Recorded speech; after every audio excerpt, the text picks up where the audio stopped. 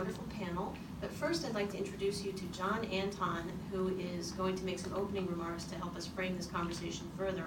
John Anton is from Haverhill, Massachusetts. He's currently a legislative specialist with the Massachusetts Down Syndrome Congress in Burlington, Massachusetts, and is serving as a legislative intern at the State House in Boston.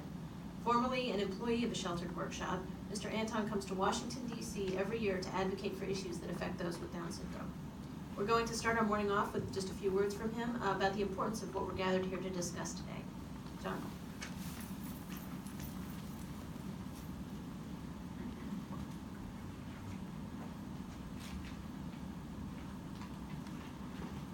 Good morning, everybody. Good morning.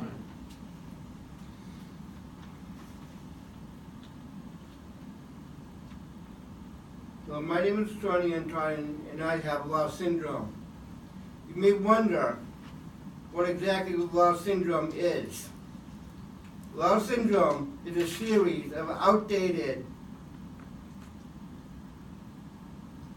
Low syndrome is a series of outdated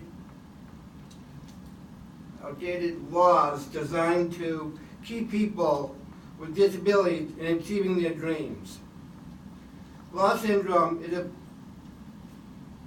a perception that we are somehow not good enough, that we deserve less than our typically developing counterparts. This brief bleeds into the employment opportunities, our health care opportunities, and the interactions that we have with family, friends, and strangers. The aspect of Low syndrome that brings us here today is the subminimum wage. When I was younger, I worked equivalent of a sweatshop.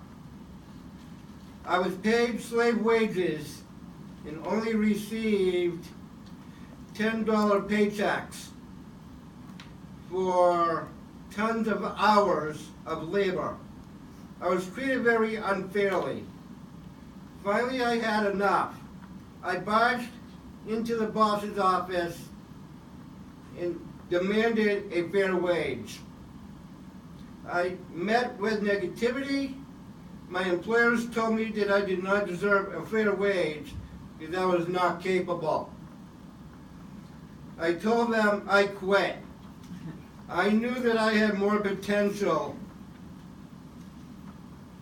and deserved to receive a decent wage. Today, I work at the Massachusetts State House, where I am treated fairly, equally, and with respect. I am not seen as someone with Down syndrome, but rather than someone with skills of potential, dreams, lofty goals, and I am now I am paid with a fair wage. Low syndrome continues to hold people back with Down syndrome and other developmental disabilities. I am fortunate enough to have overcome the tremendous challenges that come from being born with a disability.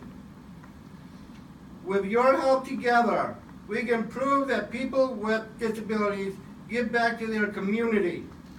We work hard, we pay taxes, we get married, and be valuable members of society. Given the opportunity, we believe in ourselves. We want to contribute and be respected with a fair wage. This is the American dream for everyone to be able to lead a meaningful life. We only have a few setbacks between where we are now and the equality that we are striving for. I urge members of Congress to help us to end Low syndrome as we get rid of the 14C. It's against our human rights as individuals like me and others with developmental disabilities continue to be treated so unfairly. Thank you so much for all of these panelists who voluntarily transitioned away from paying their workers with disabilities only to the sub-minimum wage. We look forward to working with all of you and ensure that this will change in the near future. And thank you so much for having me today.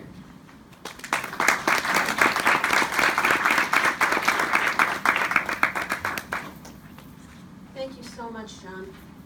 Now I'd like to introduce the rest of our panel, starting to my farthest down to my right, with Neil Romano, who's our moderator today. He's dedicated his career to the marketing of ideas and messages to promote public policy. His extensive professional background includes tenure as Director of Communications for the White House Office of Drug Abuse Policy and as Assistant Secretary of Labor for Disability and Employment Policy. He has also served as a member of the Committee for Purchase from People Who are Blind or Severely Disabled and currently serves as a member of the National Council on Disability. Finally, as producer-director, Romano's film Youth Homicide, A Public Health Crisis earned a Best Director Emmy nomination. So welcome, Neil. To his left is Chris Christian, who is the president and CEO of Vadis and has been with that group for the past 38 years, over a lot of transformation. Vadis is an organization providing employment supports to 800 people in the Pacific Northwest and has transitioned 2 sheltered workshops and a group-supported employment component. Its belief is that all people should be paid at the state or federal minimum wage for working, and we're very glad to have you here today, Chris. Then to his left is Larysa Kautz, am I pronouncing it right? Okay, great. Who serves as Chief of Staff and General Counsel at Melwood, a Maryland nonprofit organization that serves the DC metropolitan area and employs more than 900 workers with disabilities. Many of you here today may be familiar with their commercials on TV. Melwood took its first steps towards eliminating the use of 14C in July of 2013 and voluntarily surrendered its 14C certificate in February of 2016. So this is something that's pretty recent for their organization, and we're very pleased to have Larysa to help us understand this transition today. Thank you. And then to my right, Allison Wohl, who is works for the Association of People Supporting Employment First, APSE, a national membership organization that promotes the full inclusion of people with disabilities in the workplace and community. After 15 years in corporate America, Allison knew it was time to leave her busy life as a management consultant for an even busier but more rewarding world of disability advocacy. And we know that's true because I see Allison up on the hill all the time. After the birth of her youngest son, Julian, in 2009, who was diagnosed with Down syndrome. So we're very glad to have Allison with us here today and to provide us with some nationwide insights. Thank you. Welcome, everyone. One thing before we get started, I did want to point out we have materials in the very back out this door if folks want to pick up a copy of the National Council on Disability Report and other materials. Thanks.